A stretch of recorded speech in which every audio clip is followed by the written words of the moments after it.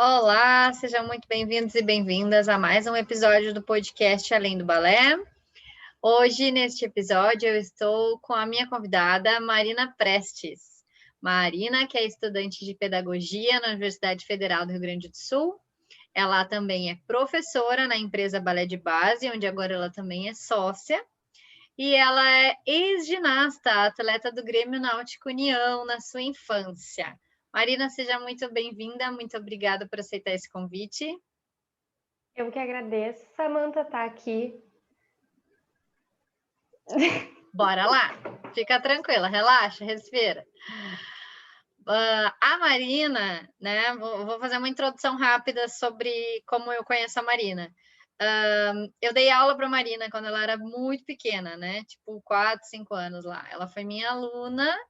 E aí ela foi minha aluna durante muitos anos, depois ela parou de fazer um pouco de aula, e aí depois ela retornou, foi convidada para lecionar conosco, retornou, e hoje é sócia, né? O Balé de Base é a nossa empresa, nós somos parceiras na sociedade, junto com a Prof. Carla, então é uma história muito legal, assim, eu gosto muito desse relacionamento que a gente tem. E aí eu vou começar por aí, Marina. A primeira pergunta o que te levou a pensar em lecionar? Como é que foi isso na tua vida? O que te trouxe para esse meio? É a velha história de eu brincava de ser professora, né? 90% do curso de pedagogia, sempre que a gente faz essa pergunta, eles comentam, elas, né, no geral. Eu brincava de ser professora. Mas eu sempre soube que ser professora era uma profissão muito desvalorizada. Então, até os meus 15, 16 anos, eu tinha certeza absoluta que eu não ia ser professora. Porque era muito desvalorizado, porque dava pouco dinheiro. Então, assim, eu sempre fui uma pessoa que tive muita facilidade em estudos, em provas. Então, por essa facilidade, eu tinha decidido que eu ia fazer alguma engenharia, porque engenharia dava dinheiro. Essa era a minha história, esse era o meu futuro. E todos os meus professores que passavam por mim diziam, mas tu tem que ser professora, porque tu é muito boa nisso, porque tu ajuda teus colegas, porque tu tem que ser professora. E eu dizia, não, profissão desvalorizada, ganhar pouco dinheiro, não quero. E aí, no ensino médio, uma gincana no colégio que eu estudava, a gente teve que fazer uma coreografia. Como eu tinha feito 12 anos de dança, eu fui a responsável. E eu fiz e eu achei o máximo, achei tudo de bom, ver aquelas pessoas fazendo que eu tinha ensinado para eles, achei tudo de bom. E decidi que eu ia para a faculdade de dança, mas era mais focado na dança mesmo, eu não pensava na licenciatura ainda. Fui para a dança porque eu queria dançar, porque eu queria. E dentro da dança, daí, dentro da faculdade de dança, na URGS, a gente atualmente só tem dança licenciatura, então eu fazia dança licenciatura. A gente aprende muito sobre essa questão do lecionar, né? E a gente tem cadeiras na faculdade de educação. E daí, no curso de dança, eu fiz as cadeiras de educação e gostei mais das cadeiras de educação do que das cadeiras da dança.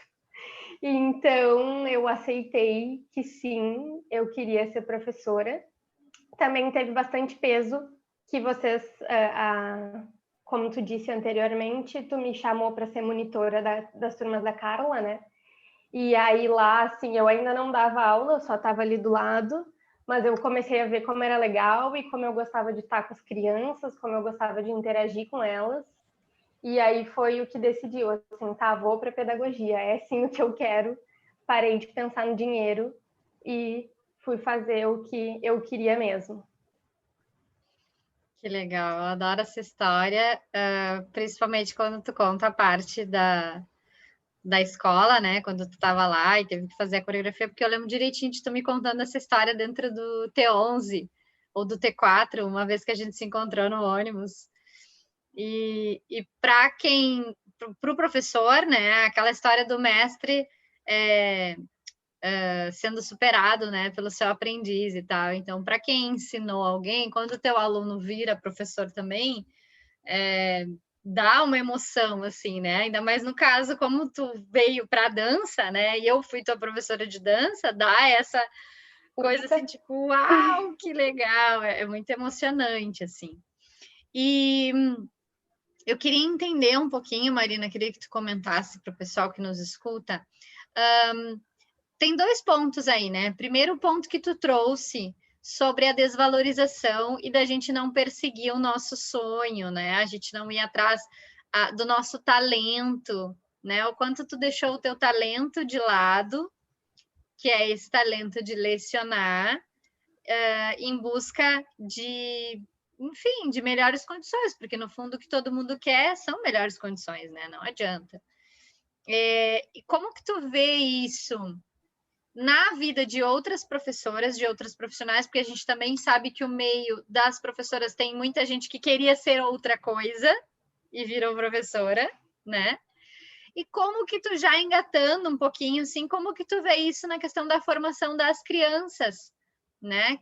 De certa forma, eu não sei se tu te via seguindo um script da vida, de que tinha que ser de tal maneira, né? Que tu tinha que fazer né? X, Y, Z, enfim.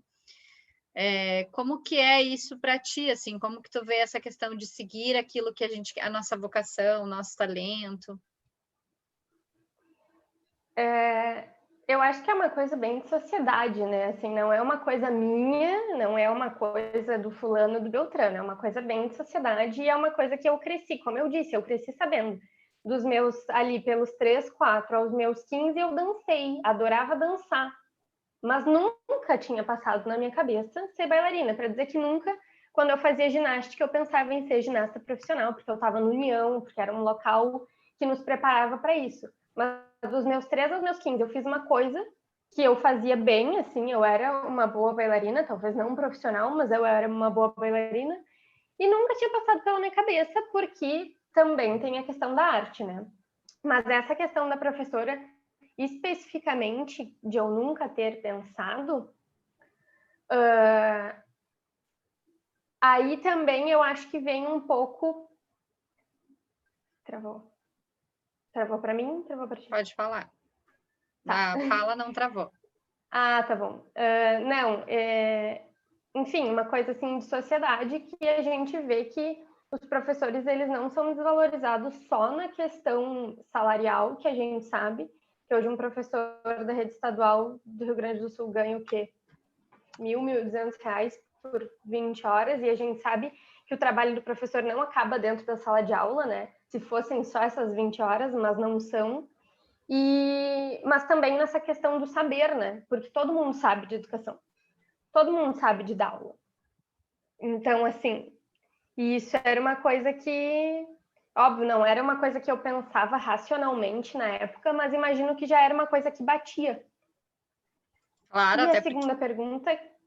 Até porque tu tem um desenvolvimento, enfim, cognitivo, né? Tu tem uma facilidade acima da média. Então, imagina, como é que tu ia ser professora, tu não ia te sentir sendo valorizada por aquilo que tu tem, né? Como domínio, como facilidade. Né? Tipo, eu sou boa em matemática, tu fez várias Olimpíadas de matemática e tudo, e daí eu vou lá ensinar a criança 1 mais 1? Como assim, né? Isso qualquer um pode fazer.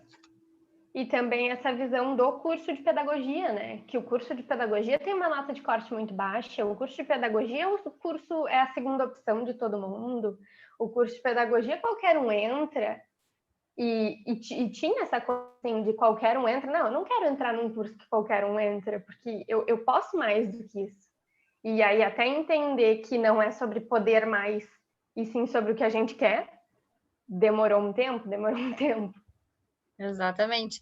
A segunda pergunta tinha muito a ver com o que tu comentou agora, né? De ser a segunda opção das pessoas entre os teus colegas, assim, como que tu vê isso de as pessoas estão lá seguindo o talento delas, ou elas estão lá porque era o que tinha, ou porque professor, por mais que ganhe mal, é uma profissão que sempre vai existir, então é garantido, é seguro. Eu acho que essa questão do segundo curso ocorria mais quando a URGS tinha uma segunda opção, porque a URGS até, eu não sei quando, foi antes de eu entrar, eu entrei em 2017. Antes de eu entrar no vestibular, eu sei que tu colocava uma primeira opção e uma segunda opção. Então, muitas vezes quem botou de segunda opção a pedagogia entrava no lugar de quem botou a pedagogia como primeira opção. E por isso que também tinha essa coisa do curso. Hoje em dia eu acho que é bem menor. Hoje em dia eu acho que a gente tem que escolher a pedagogia, isso acontece bem menos, assim. A gente vê muita gente dentro do curso que é o seu segundo curso, que já se formou em alguma coisa ou tá fazendo pedagogia, ou então pessoas que começaram um curso e foram para pedagogia, como eu, assim. E várias pessoas eu fiz as cadeiras da FACED, eu gostei e eu vim para cá. Então, acho que hoje a gente tem uma tendência a ter, digamos assim, profissionais que querem mais essa profissão hoje em dia, pelo menos aqui pela URGS. Entendi. Amém. É. Muito bem. E aí, o gancho que eu comecei a fazer, que já era a próxima pergunta, né? É como que tu percebe o papel desse professor e dessa professora na relação com a infância, na relação com as crianças, né? Qual é a importância desse nosso papel? Essa profissão tão desvalorizada, na verdade, ela tem um papel tão importante assim? Como que tu enxerga isso hoje, principalmente no teu olhar, né, de dentro da pedagogia hoje?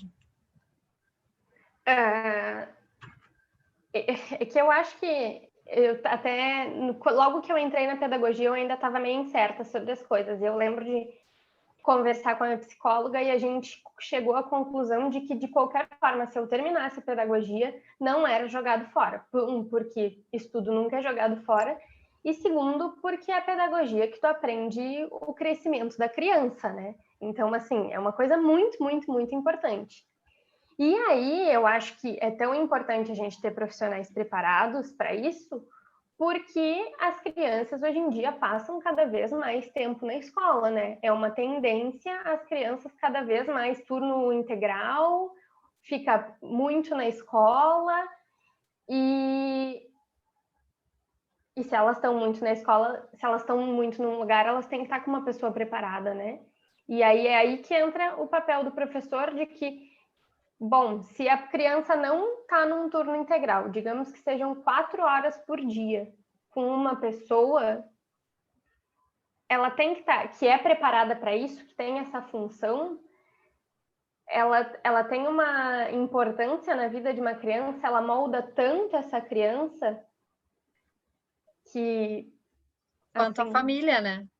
Isso, tanto quanto a família, porque é uma figura, vai ser uma turma de, enfim, 8 crianças com uma adulta, vou falar adulta porque são professoras ainda, a gente não queria que fossem, mas são. Então, assim, com uma adulta e tem esse olhar, né? A gente tenta cada vez mais ter a horizontalidade no nosso trato, mas a criança ainda nos vê como um modelo, a criança ainda nos vê como o adulto. Então, assim, a gente tem que estar preparado para isso, né? Exatamente. E a horizontalidade, ela tem limite, né? Porque senão, qual é realmente o papel do professor ali, né?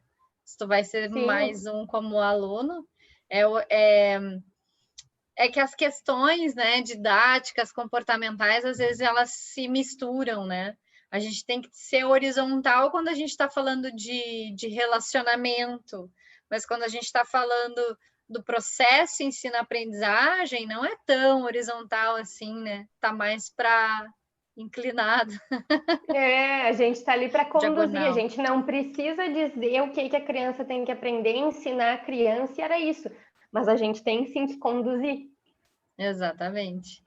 E qual que é o papel da pedagogia dentro da dança? Como que tu enxerga esse... Claro que talvez para ti seja um pouco mais complexo falar, porque tu vem criada dentro de um meio onde a gente sempre teve a pedagogia, né, como uma máxima para o ensino da dança. Todo o balé de base, todo o desenvolvimento é assim. Mas quando no teu período dentro da faculdade de dança, tu também percebeu algumas coisas, tu também pode ter um pouco de um olhar diferenciado e tudo mais.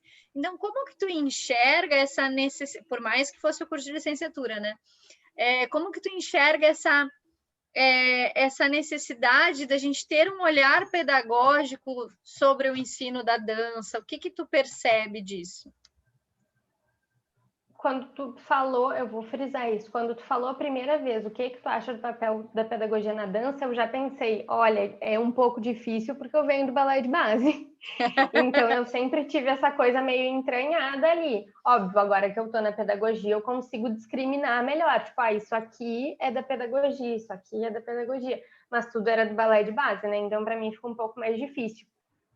Mas eu acho que o papel da pedagogia, daí a gente não fala só da dança, eu acho que a gente fala do ensino num geral, porque a pedagogia a gente se forma para dar aula para educação básica, ensino fundamental e educação infantil, né? Os primeiros anos ali do ensino fundamental.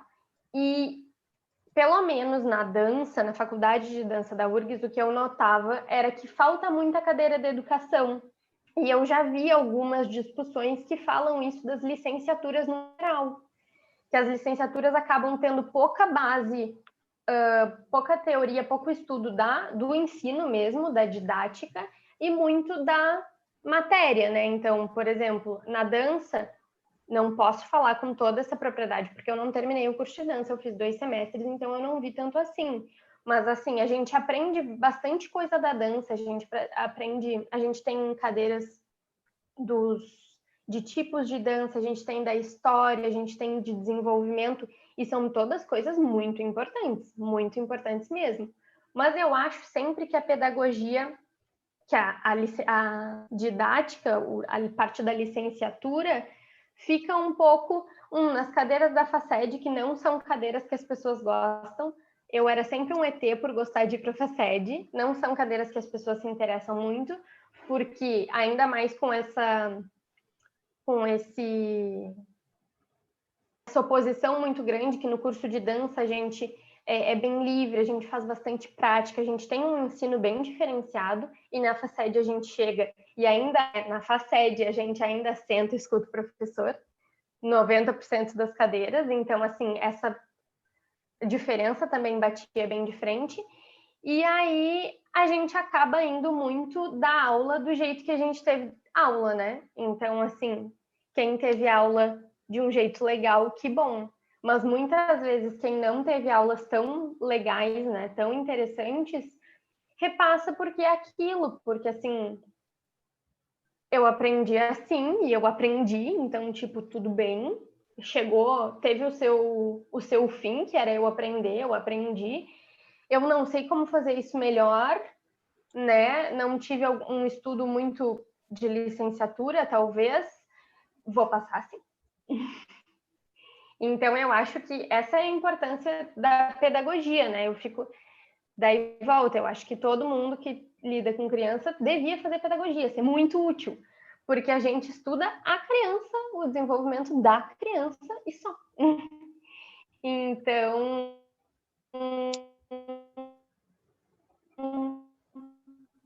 e é uma coisa que eu entendo que não tem nos outros cursos de 8 anos, né? Não é assim que funciona também. Exatamente. Tu sabe que quando tu falou sobre a licenciatura e a questão da didática, eu achei bem ditocômico, porque o curso, né, ele acaba tendo uma ênfase na questão técnica e menos na questão didática, né? Pedagógico-didática.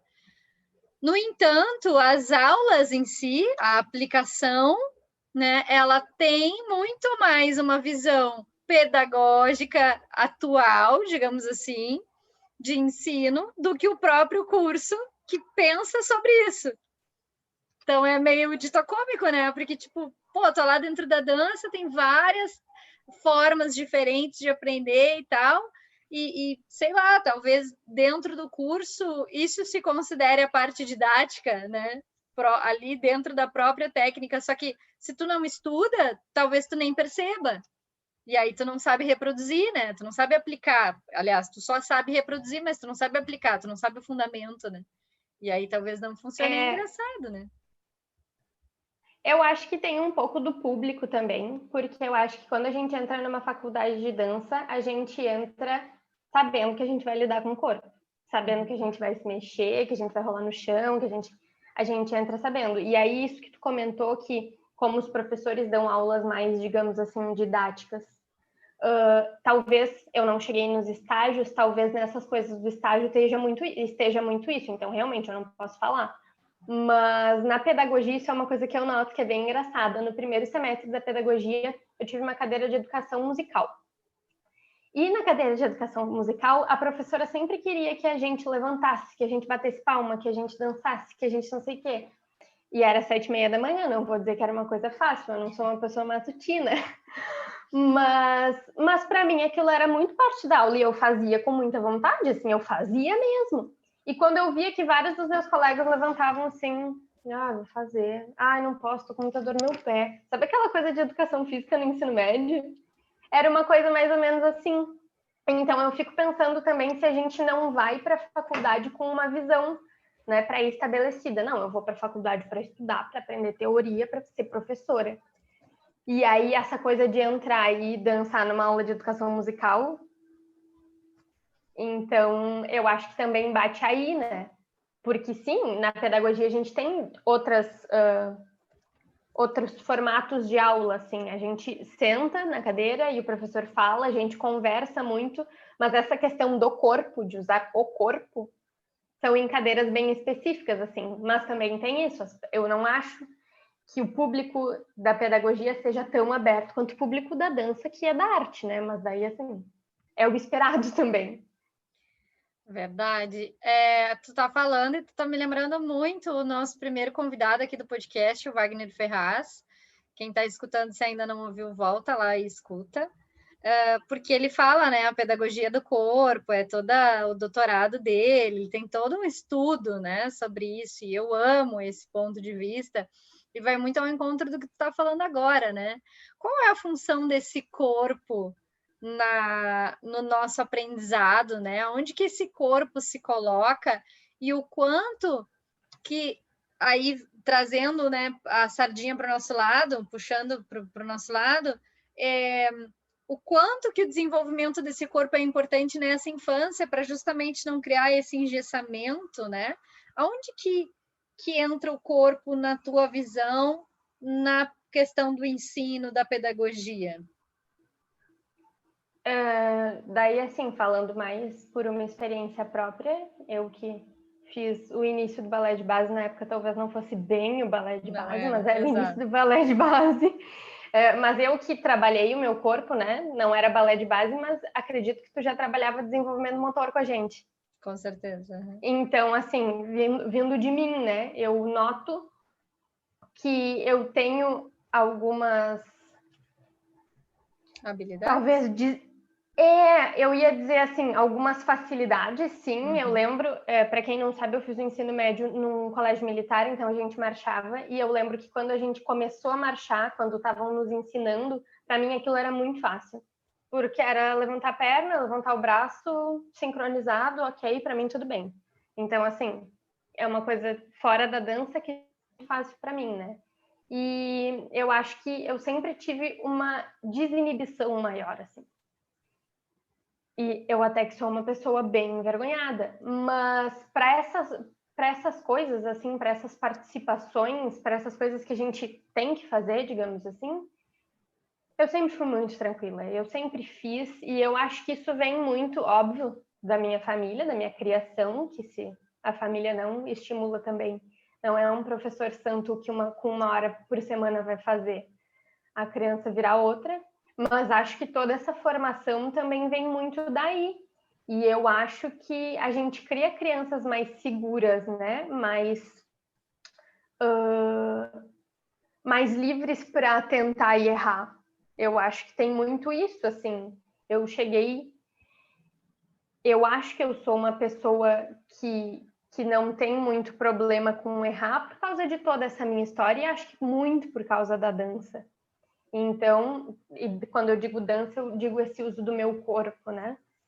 Então, eu acho que tá aí a importância, né? De a gente criar crianças mais seguras, de criar crianças mais exploradoras pelo corpo. Que máximo.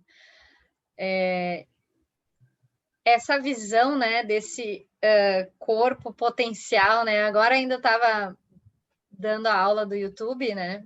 Também, para quem não nos segue ainda no canal do YouTube, Balé Infantil. E agora é o nome do canal, e toda terça-feira tem aula lá no canal.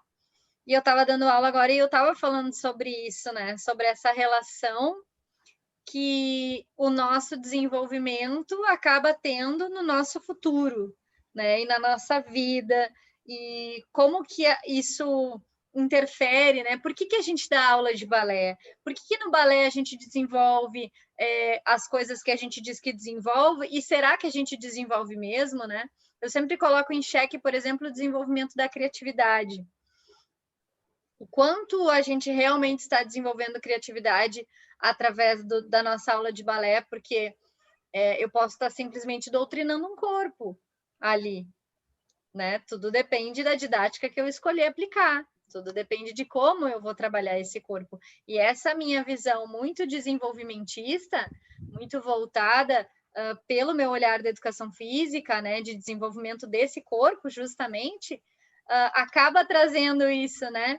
E essa relação de aonde que eu consegui fazer uma cambalhota tem a ver com a minha autoconfiança, por exemplo, né?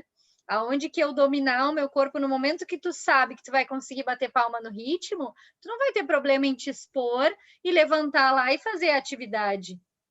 Porque, ok, tu sabe que tu consegue, né? Talvez as colegas até quisessem, mas como elas não tinham essa capacidade desenvolvida, essa habilidade, elas ficam assim, mas eu não vou fazer. Só que daí, se eu não sei fazer, eu também não vou passar para o meu aluno, porque no fim das contas eu não faço isso muito bem, então eu não vou passar, né? E aí a gente vai escolher uma outra atividade que exija menos habilidade, e aí a coisa fica girando em círculo, né? Porque daí, se eu não me desenvolvo, eu não consigo desenvolver o meu aluno e aquilo não vai para lugar nenhum. Muito reflexo da sociedade que a gente vive, né? Muito reflexo do que das escolhas de ensino, das escolhas pedagógicas que a gente segue até hoje, né? E eu acho que trazer essas reflexões desde onde a gente começou, né? Falando sobre tu tentar negar esse teu lado professora, né? E depois entender o quanto tu pode interferir na vida das crianças através desse teu olhar que é diferenciado, que já tem uma visão mais total do corpo, né? Muito mais abrangente. É incrível ver como as coisas se encaixam no fim das contas, né? E como faz sentido. Imagina tu, sei lá, na engenharia agora, né? Como que tu ia estar, talvez, fazendo até o doutorado para virar professora na faculdade, assim, porque como que tu ia estar aplicando isso, né? Esse teu potencial, porque é o teu potencial ensinar, né? Não sei se tu vê assim também, eu acredito que sim, pela tua fala inicial, mas é o desenvolvimento do teu potencial. Eu ainda. É aquela coisa de autossabotagem, né? Eu ainda tô me firmando que essa é a minha vocação. Mas eu acho que eu me dou muito bem nisso. Ainda tô botando na minha cabeça que sim, essa é a minha vocação, eu sei fazer isso. Mas é o que os indícios nos mostram. O que tu faz? Eu sei, assim, pelo que eu te conheço, né? Eu te conheço há muito tempo. Tem duas coisas que tu faz com muita facilidade, assim, né? Mas o que tu faz sem precisar pensar, sabe? Sem precisar parar para raciocinar, sabe? Não é da aula, né? É raciocínio lógico que eu faço muita rapidez, com muita rapidez. E a parte do ensinar para ti é uma coisa, claro, tu tenta fundamentar ela, né? Talvez por isso que tu pense tanto. Mas quando os teus professores te traziam esses exemplos, por exemplo, é uma péssima frase, mas quando eles te traziam esses exemplos, né, que tu estava ali ajudando as pessoas, como que tu te sentia nessa hora, sabe? Qual era o gatilho que te fazia querer falar para o teu colega como que ele podia fazer um negócio? Porque ele estava com dificuldade, eu já tinha feito, eu sabia fazer, ele não estava entendendo com o professor, daí eu pensei, vai que entende comigo, né? Sabe? É isso, eu acho que às vezes as pessoas... o que tu trouxe no início foi incrível, assim, principalmente para professoras que estão começando aqui, sabe? Às vezes as pessoas negam as suas potencialidades, enfim, as suas habilidades, aquilo que é delas, e também não entenda como uma verdade absoluta. Eu acho que tu já chegou nesse lugar, né? De eu estou fazendo pedagogia e talvez não necessariamente eu tenha que estar dentro da sala de aula. Quem sabe eu junto isso com a minha capacidade de raciocínio lógico e eu construo uma nova coisa que vai facilitar a vida de professoras ou que vai facilitar a vida de alunos, que vai, né? Então talvez ainda tenha nada é estanque, né? A gente ainda tem esse resquício dessa nossa construção de que eu me formo e eu vou fazer a vida toda isso, né? E a gente já está num outro momento. O Murilo Gun, inclusive, fala sobre as habilidades do futuro, né? E que as profissões que vão existir daqui 20 anos, elas nem foram criadas ainda, né? Elas não existem e tudo mais. Então é isso, de repente tu tá te preparando até para essas crianças novas que estão vindo aí, que vão precisar de alguém com toda essa dinâmica e todo esse olhar, né, para poder ajudá-las e principalmente esse entendimento da corporeidade e de como ela implica na nossa aprendizagem, né, enfim, no nosso desenvolvimento.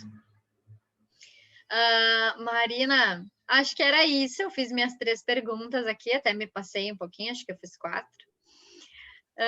E eu queria te dizer que foi muito legal essa conversa contigo, foi muito legal esse episódio, porque aqui a gente está para falar para professoras, né? E aí, quando tu pega alguém assim que está em outro lugar da jornada, a gente já entrevistou outras professoras que, né, e professores que já estão há muito tempo nessa jornada, enfim, que se descobriram de uma outra forma.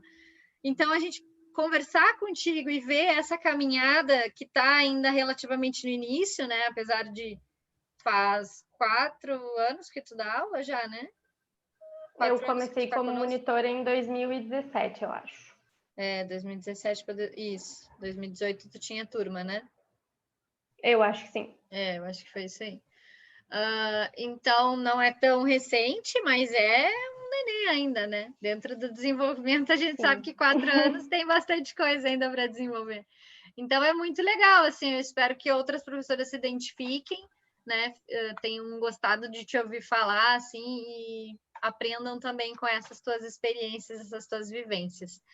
Muito obrigada. A gente sempre deixa o Instagram para quem quiser conversar contigo, né? Se alguém, de repente, quiser trocar uma ideia contigo. Então, qual que é o teu Instagram?